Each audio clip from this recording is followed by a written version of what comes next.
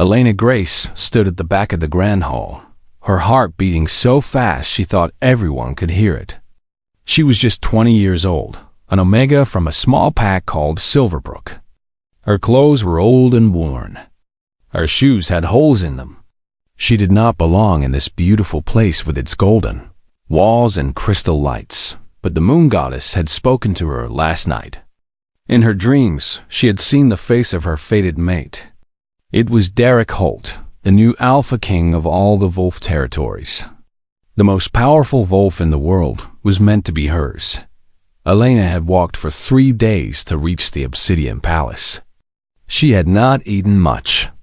She had slept under trees. But none of that mattered because she was about to meet the other half of her soul. The grand hall was full of important wolves. Pack leaders stood in their finest clothes. Warriors wore their battle armor. Beautiful women in silk dresses whispered behind their hands and looked at Elena with disgust. She knew she looked poor and dirty. She knew she did not fit in. But the goddess had chosen her, and that had to mean something. Derek Holt sat on the obsidian throne at the front of the hall. He was tall and handsome, with dark hair and eyes the color of storm clouds. His jaw was sharp and strong. His body was thick with muscle. He looked like a god made flesh, and Elena felt her wolf stir inside her chest at the sight of him. Next to the throne stood a woman with long black hair and red lips. She was beautiful in a cold way, like a snake that might bite you. Her name was Veronica Crane, and she was the daughter of the most powerful pack leader in the Eastern Territories. Everyone knew that Derek planned to make her his queen, but Elena knew the truth. The goddess had shown her. Derek was her mate, not Veronica's. A guard pushed Elena forward. She stumbled and almost fell, but she caught herself and kept walking. The crowd parted around her like she carried a disease. She heard their whispers. Who is that dirty girl? She smells like a rogue. Is she from Silverbrook? Those people are barely better than humans. Elena kept her eyes on Derek. Her wolf was crying out inside her, desperate to reach its mate. She could feel the bond already forming, a golden thread that connected her heart to his. She stopped at the bottom of the throne steps and dropped to her knees. "My king," she said, her voice shaking.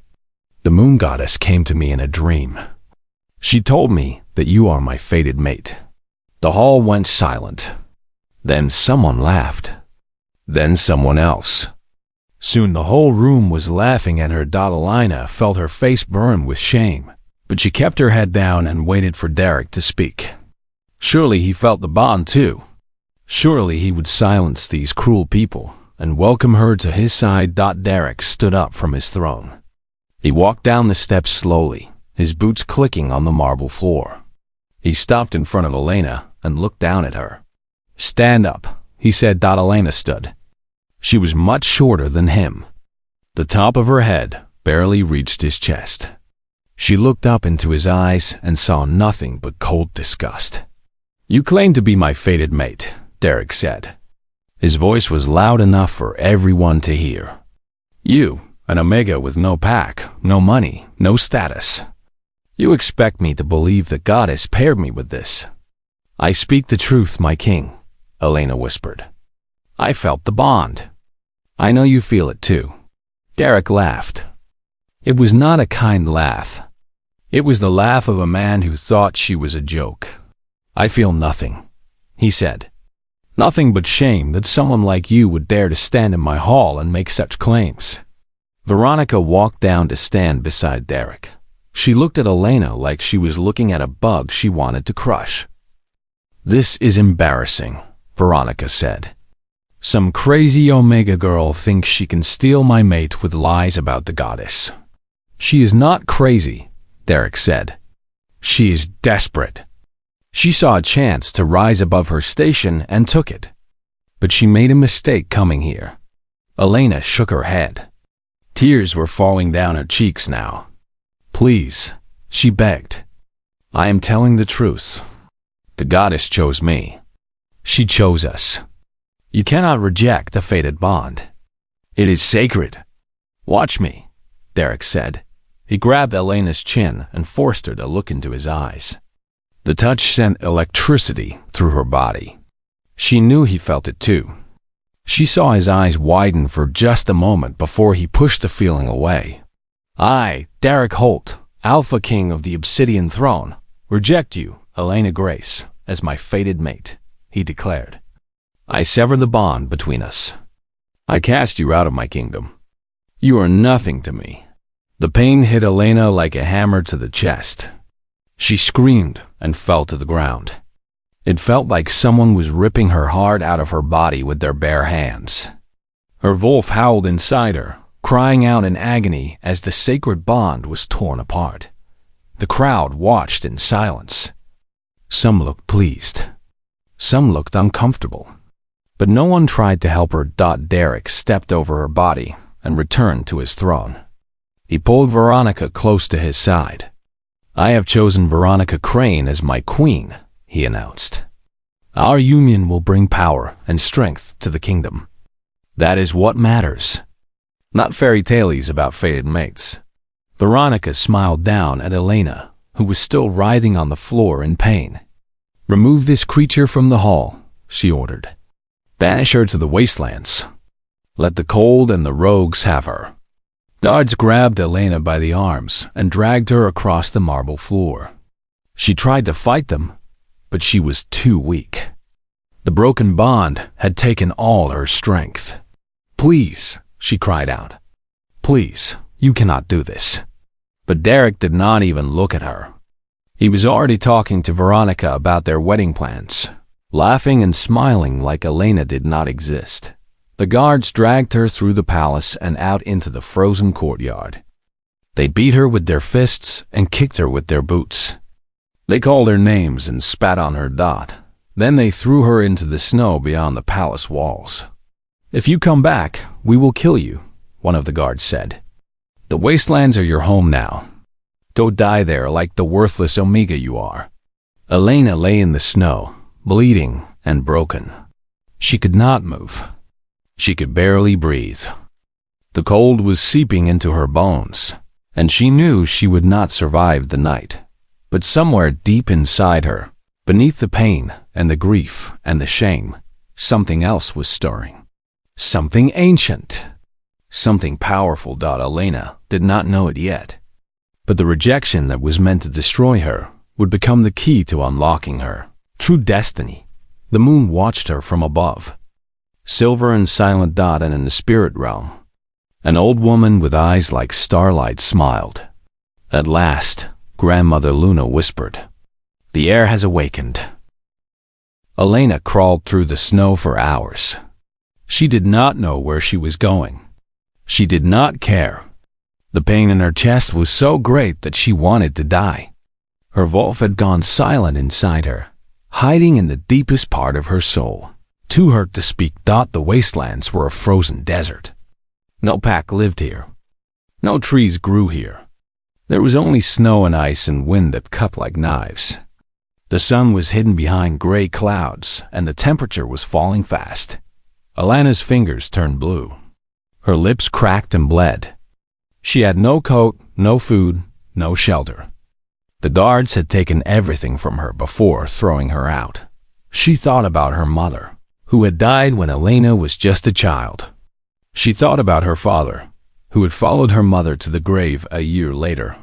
She thought about the small cabin in Silverbrook where she had grown up alone, eating scraps and wearing clothes made from old blankets. She had dreamed of a better life. She had believed the goddess would save her. But now she knew the truth. There was no one looking out for her. There never had been. On the third day, Elena found a cave. She crawled inside and curled up against the cold stone wall. Her body had stopped shivering. She knew that was a bad sign. It meant the cold was winning. "I'm going to die here," she said out loud. Her voice sounded strange in the empty cave. No one will ever know. No one will ever care. She closed her eyes and waited for the end, but the end did not come. Instead, she heard a voice. It was soft and warm, like sunlight on skin. It seemed to come from everywhere and nowhere at once. "Child of the white moon," the voice said. "Why do you give up so easily?" Elena opened her eyes. The cave was gone. She was standing in a vast white room with walls made of light. The floor beneath her feet was smooth like glass. The air smelled like flowers and rain. "Where am I?" Elena asked. "Am I dead?" "Not yet," the voice said. "But you will be soon if you do not listen to what I have to say." A woman stepped out of the light. She was old, older than anyone Elena had ever seen. Her hair was silver and fell to the ground like a waterfall. Her skin was pale and smoothed, despite her age. Her eyes were the color of moonlight, and they held wisdom that stretched back thousands of years. "Who are you?" Elena asked. "I am called Grandmother Luna," the woman said. "I was the first of our kind, the mother of all wolves, and I have been waiting for you for a very long time." Elena shook her head. "You have the wrong person. I am nobody. I am just an omega that even my own mate rejected." Grandmother Luna smiled. It was a kind smile, full of understanding. "Is that what you believe? That you are nobody? That you are weak? It is not what I believe. It is the truth. Then let me show you a different truth." Grandmother Luna waved her hand, and the white room changed. Images appeared in the air around them, like paintings made of smoke and light. Elena saw a great battle from long ago. White wolves fought against black wolves. The white wolves were massive, twice the size of normal wolves, and their fur glowed like the moon itself. They moved with speed and power that seemed impossible. "The white Lycans," Grandmother Luna said. "The first and greatest of our kind. They ruled the wolf world for 10,000 years. They were fair and just. They protected the weak and punished the wicked. The goddess herself had blessed their bloodline with power beyond measure." The images changed. Elena saw a dark figure leading an army of shadows against the white Lycans. She saw fire and death and destruction. But there were those who wanted that power for themselves. Grandmother Luna continued. A wolf named Marcus the Betrayer led a rebellion against the white Lycans. He could not defeat them in battle, so he used dark magic instead. He cursed their bloodline, hiding their power so deeply that even they forgot who they were. "What happened to them?" Elena asked. "They scattered. They married into other packs. Their children were born as omegas, betas, common wolves with no memory of their true heritage. The curse made sure of that. It hid the white Lycan blood so well that no one ever knew it existed." Grandmother Luna turned to face Elena. "Until now." Elena felt her heart beat faster. "What do you mean?" "The curse was not meant to last forever. It had one weakness. If a descendant of the white Lycans was rejected by their fated mate, the pain would break the seal. The power would awaken." Elena stared at her. "Are you saying that I am a descendant of the white Lycans?" "I am not saying it. I am telling you. Your mother's mother's mother, going back 20 generations, was my own daughter, the last queen of the white Lycans. She was killed in the war, but her baby was saved and hidden among the common wolves. That baby's bloodline has been passed down through the centuries, and now it lives in you." Elena shook her head. This was too much. It could not be true. "I am an omega. My Volf is small and gray. I have no power. I have nothing. Your Volf was small because the curse held it back. But Derek Holt broke that curse when he rejected you. The seal is cracking, Elena. Your true Volf is waking up." As if to prove her words, Elena felt something move inside her chest. It was her Volf, but it felt different now. It felt bigger, stronger. It was stretching and growing, pushing against the walls of her soul. "What is happening to me?" Elena gasped. "You are becoming who you were always meant to be." Grandmother Luna held out her hand. "Come with me. Train with the spirits of your ancestors. Learn to control your power. And when you are ready, return to the mortal world and take back what was stolen from your family. Elena looked at the old woman's hand. She thought about Derek sitting on his stolen throne. She thought about Veronica laughing at her pain. She thought about the guards who had beaten her and left her to die. Why should I go back? Elena asked. They threw me away like garbage. Why should I care what happens to them? This is not about them, Grandmother Luna said. This is about the thousands of wolves who suffer under Derek's rule. The weak and the poor and the forgotten. The ones who have no voice and no hope. You can save them, Elena. You are the only one who can. Elena thought about herself just a week ago. Poor, alone, hopeless. If someone had come to save her, to give her a better life, she would have fallen to her knees in gratitude. She took Grandmother Luna's hand. Teach me, Elena said. Teach me everything. Grandmother Luna smiled. She led Elena deeper into the spirit realm, to a place where time moved differently. Days in the mortal world were years in this place. Elena would have all the time she needed to train. She trained with the spirits of ancient warriors. She learned to fight with her claws and her teeth. She learned to move like shadow and strike like lightning. She learned the old magic that the white Lycans had commanded, the power to heal and to destroy, to protect and to punish. And slowly, day by day, her wolf grew. It shed its gray fur and became white as snow. It grew taller and stronger until it towered over even the largest alpha males. Its eyes burned with silver fire, and its howl could shake the mountains. Elena Grace, the Omega, was dying. In her place, something greater was being born. A queen, a warrior, a white Lycan. And when she was ready, she would return to the world that had rejected her. She would show them all what a real wolf looked like. 2 years had passed in the mortal world since Elena was thrown into the wastelands. 2 years of darkness for the wolf territories under Derek Holt's rule. Derek had become cruel and hungry for power. He taxed the smaller packs until they had nothing left. He took their best warriors for his army. He punished anyone who spoke against him with death or exile. Veronica was just as bad. She wore the finest clothes and ate the finest food while children in the outer territories went hungry. She held parties every week where she and her friends laughed at the suffering of common wolves. But not everyone had given up hope. In a hidden valley far from the Obsidian Palace, a small group of rebels had made their camp. They called themselves the Shadow Wolves, and they were led by a man named Nathan Holt. He was Derek's younger brother. But the two could not be more different. Nathan had left the palace after watching Derek reject Elena.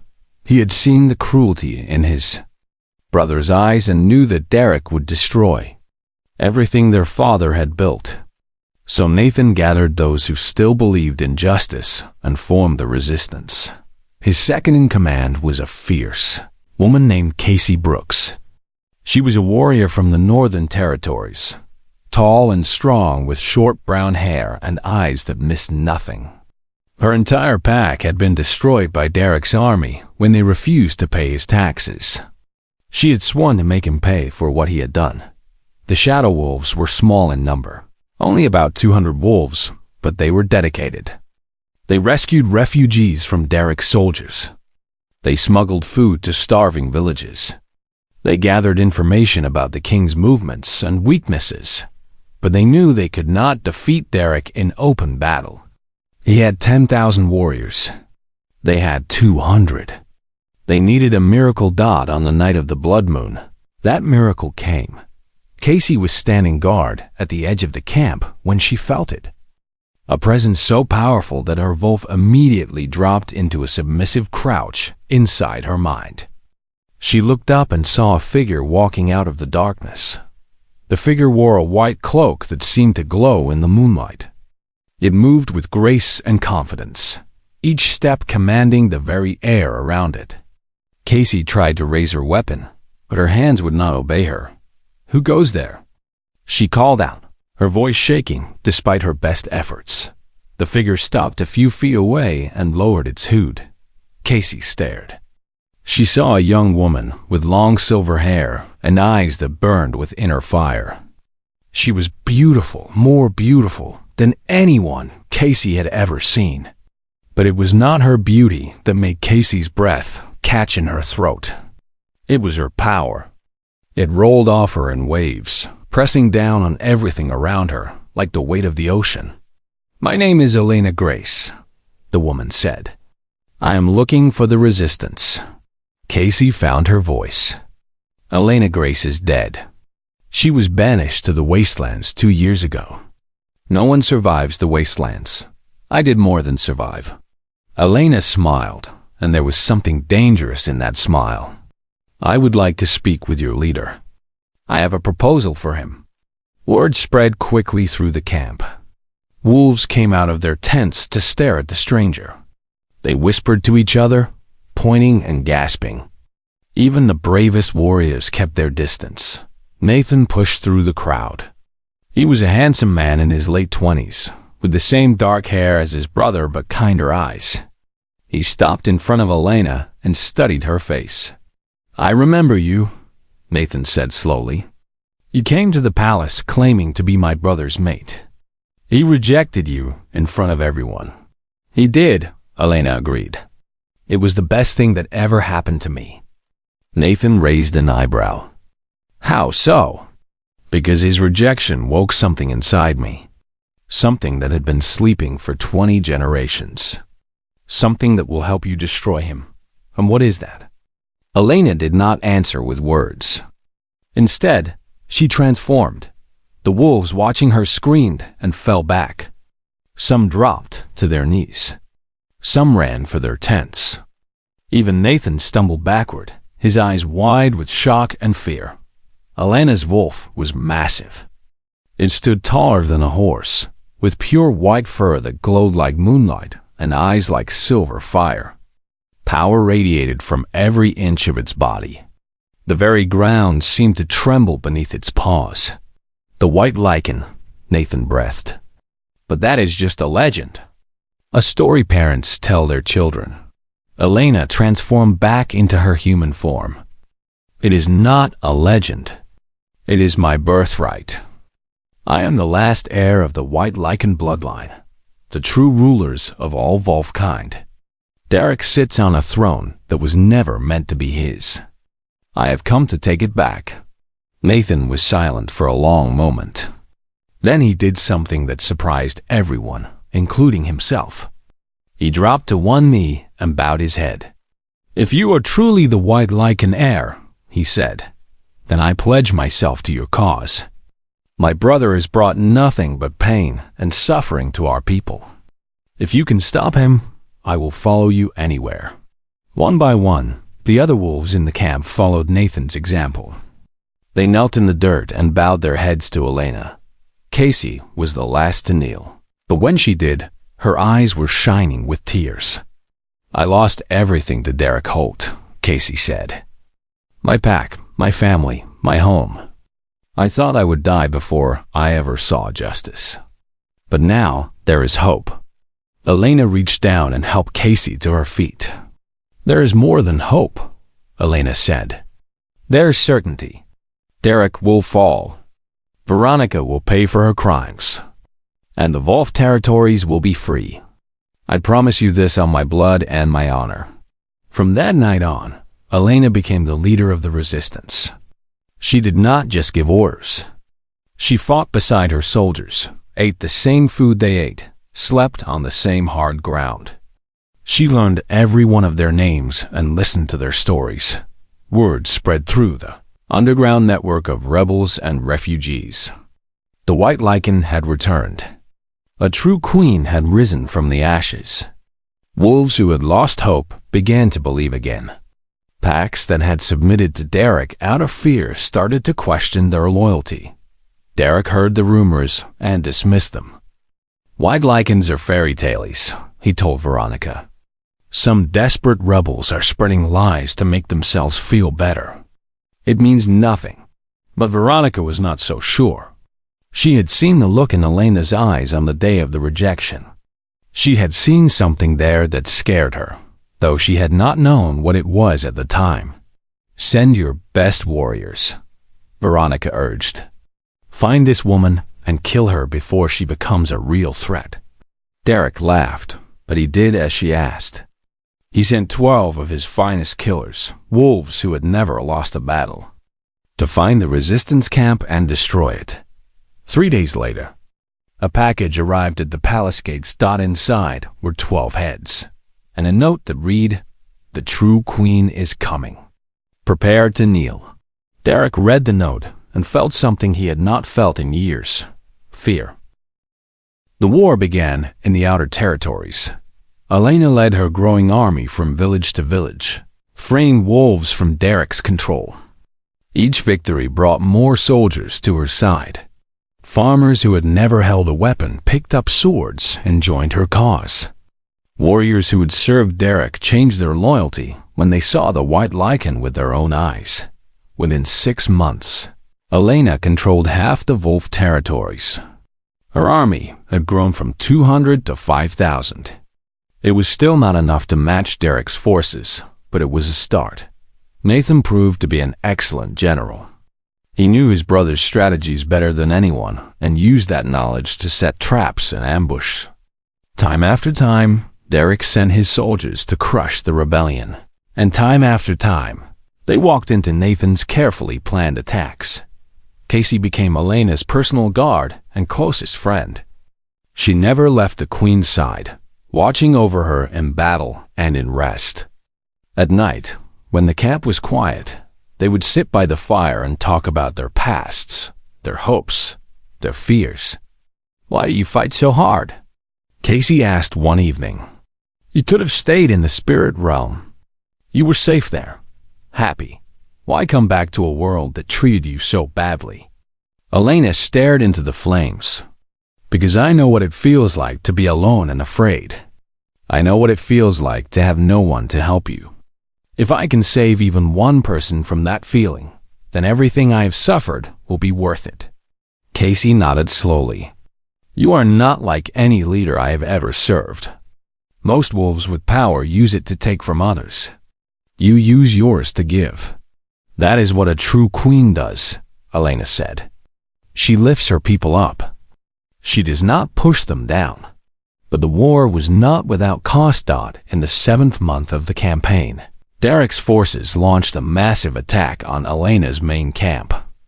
They came at night while most of the soldiers were sleeping. There was no warning, no time to prepare. Elena fought like a demon. Her white wolf tore through enemy soldiers like they were made of paper. Nathan and Casey fought at her side, their swords cutting down anyone who came close. But there were too many enemies. For everyone they killed, 2 more seemed to take their place. When the battle finally ended, 300 of Elena's wolves lay dead in the mud. Among them was a young soldier named Peter Grant. Elena found him near the edge of the camp. He was only 18 years old, barely more than a boy. He had joined the rebellion to avenge his family, who had been killed by Derek's tax collectors. He had fought bravely that night, taking down 5 enemies before a sword found his heart. Elena knelt beside him and held his hand. "You did good," she whispered. "You fought with honor. Your family would be proud." Peter smiled weakly. "Did we win?" "We won," Elena lied. They had not won. They had barely survived. But Peter did not need to know that. "Good," Peter said. "That is good." He closed his eyes and was gone. Elena stayed with his body until the sun came up. She did not cry. She had learned long ago that tears did not bring back the dead. But she made a promise to herself and to Peter and to every wolf who had fallen that night. This would end. She would make sure of it. That evening, Elena called a meeting of her commanders. Nathan, Casey, and a dozen other leaders gathered in her tent to discuss their next move. "We cannot keep fighting like this," Nathan said. "Derek has endless soldiers. We do not. Every battle costs us lives we cannot replace. Then what do you suggest? Casey asked. Surrender? Run away? Let Derek win? No, Elena said quietly. Everyone turned to look at her. There is another way. A faster way. A way that will end this war in a single night. Nathan frowned. What do you mean? I will challenge Derek to single combat. Alpha against alpha. Winner takes all. It is the old law, the sacred law. He cannot refuse without looking like a coward in front of his own people. Casey shook her head. No, it is too dangerous. If you die, everything we have fought for dies with you. If we keep fighting this way, we will all die eventually, Elena replied. Derek's army is too big. His resources are too deep. The only way to win is to cut off the head of the snake. Nathan was silent for a moment. Then he nodded slowly. She is right. Derek is a good fighter, but he has grown lazy and arrogant on his throne. He has not faced a real challenge in years, and he has never faced a white Lycan. He does not know what I can do, Elena agreed.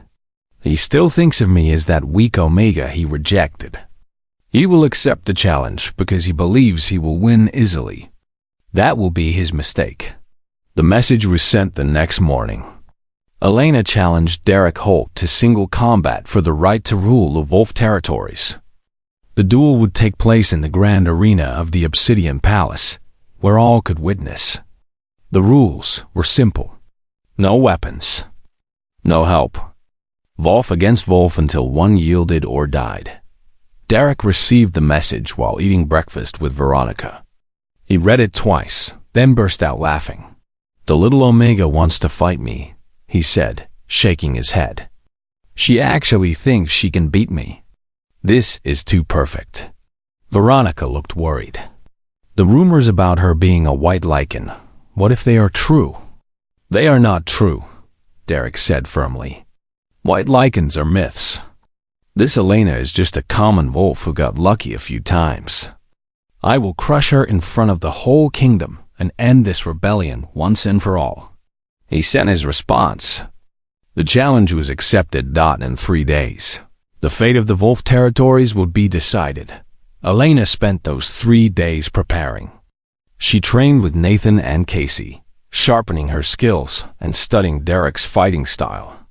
She meditated with the spirits of her ancestors, drawing strength from their wisdom.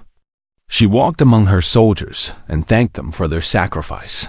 On the night before the duel, Grandmother Luna appeared to her in a dream. Are you ready, child? The ancient woman asked.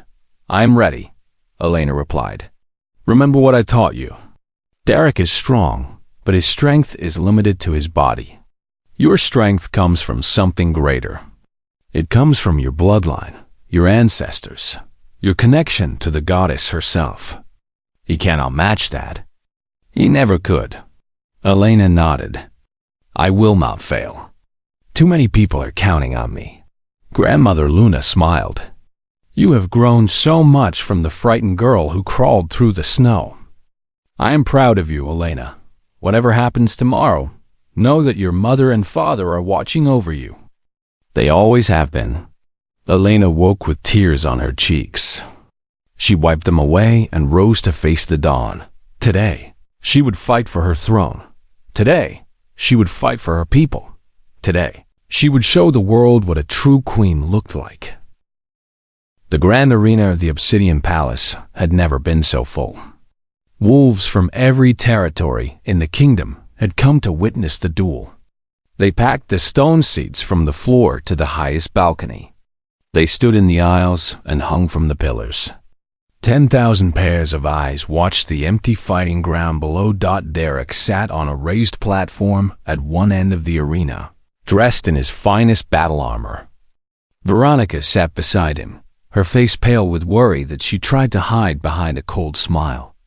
Around them stood the nobles and pack leaders who had supported Derek's rule, all of them nervous despite their proud expressions.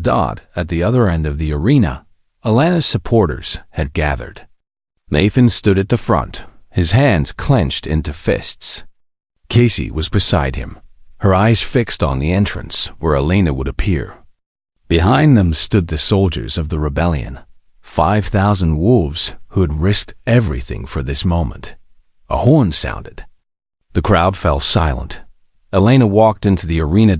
She wore simple clothes, a white shirt and dark pants, nothing like the fancy armor that Derek had chosen. Her silver hair was tied back from her face. She carried no weapons. She needed none. The crowd stared at her. Many of them remembered the dirty, frightened Omega who had been dragged from this very palace 2 years ago.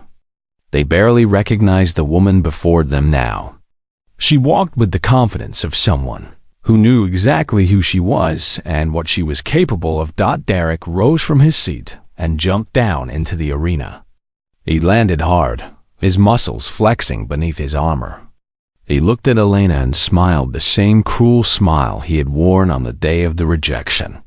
"So the little Omega returns," he said, his voice echoing through the silent arena. "I thought I threw you in the garbage. I guess garbage does not stay down." Elena said nothing.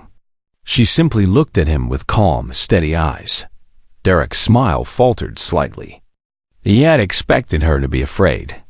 He had expected her to beg or cry or tremble. This quiet confidence was not what he had prepared for. "Nothing to say?" Derek asked.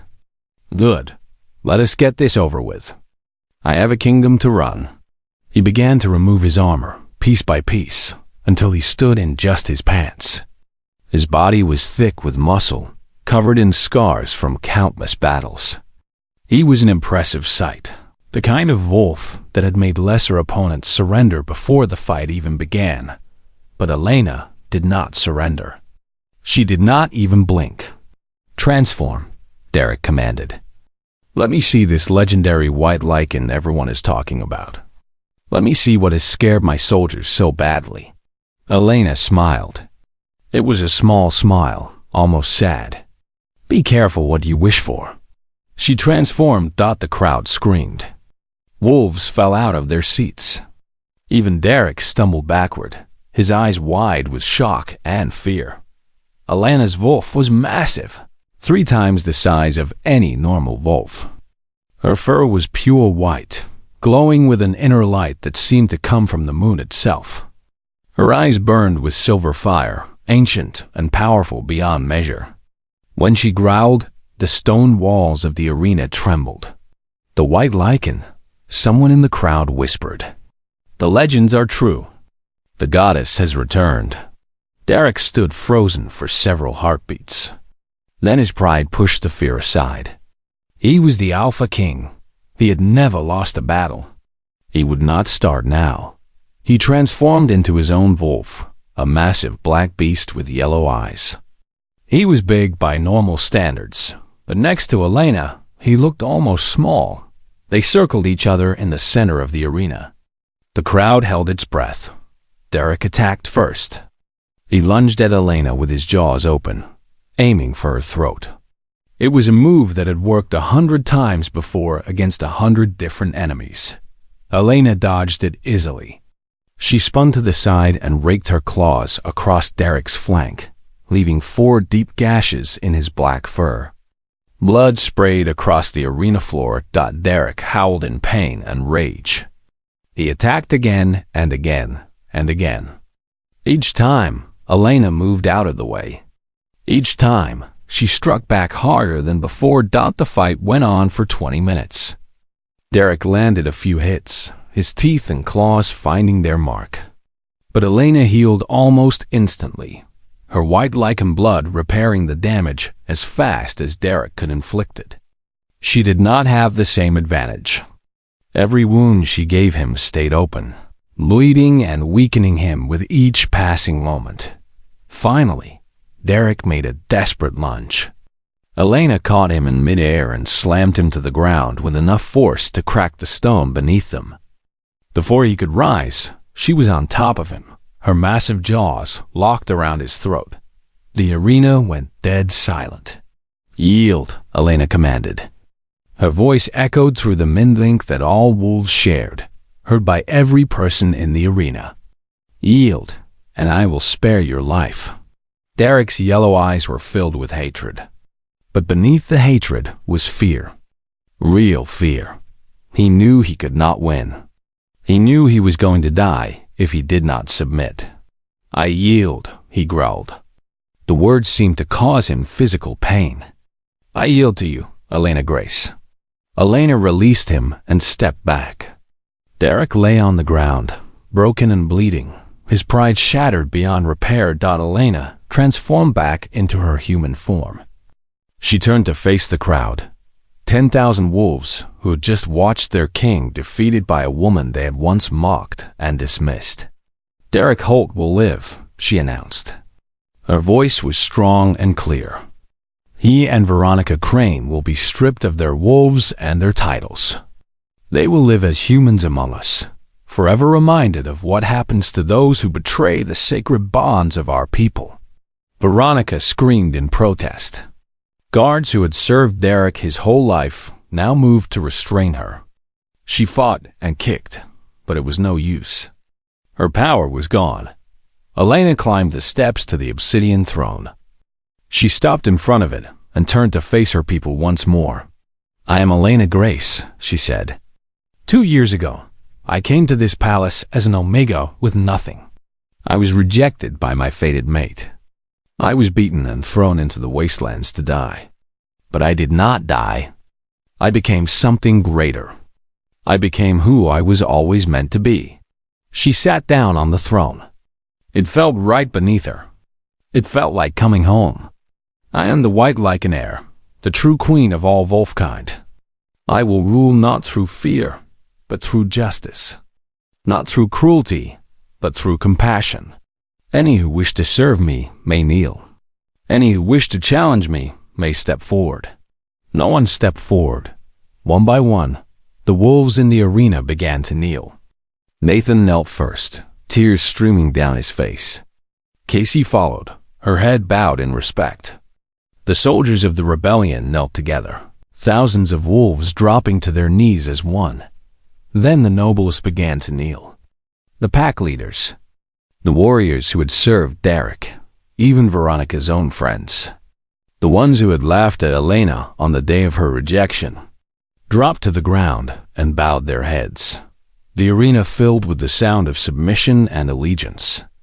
It was a sound that had not been heard in the wolf territories for 20 generations. The sound of a true queen taking her rightful place. Elena sat on her throne and looked out at her people. She thought of the scared, broken girl who had crawled through the snow, waiting to die. That girl was gone forever. In her place sat a warrior, a leader, a queen, and she would make sure that no one was ever treated the way she'd been treated again. 5 years later, the wolf territories were unrecognizable. Under Elena's rule, the packs had united in peace and prosperity. The weak were protected. The hungry were fed. Justice was fair and swift. Wolves who had once lived in fear now walked with their heads held high. Nathan served on Elena's council, helping to undo the damage his brother had caused. Casey remained her chief protector and dearest friend. Together, they had built something beautiful from the ashes of Derek's cruelty. Derek and Veronica lived in a small cottage at the edge of the kingdom. They had no wolves, no power, no pride. They were not harmed, but they were not helped either. They simply existed, a warning to any who might consider betraying their people. On the anniversary of her coronation, Elena stood on the balcony of her palace and watched the sun set over her kingdom. She thought about everything she had been through. The rejection, the wastelands, the training, the war, the dual. It had all led to this moment. Thank you, she whispered to the sky, for showing me who I truly was. Somewhere far away, in the spirit realm where time had no meaning, Grandmother Luna sat beside a window made of stars. She watched her descendant and smiled with pride. No, child, the ancient woman said softly. Thank you for remembering. The moon rose over the wolf territories, silver and bright dot, and the white Lycan queen stood guard over her people, now and forever. The end.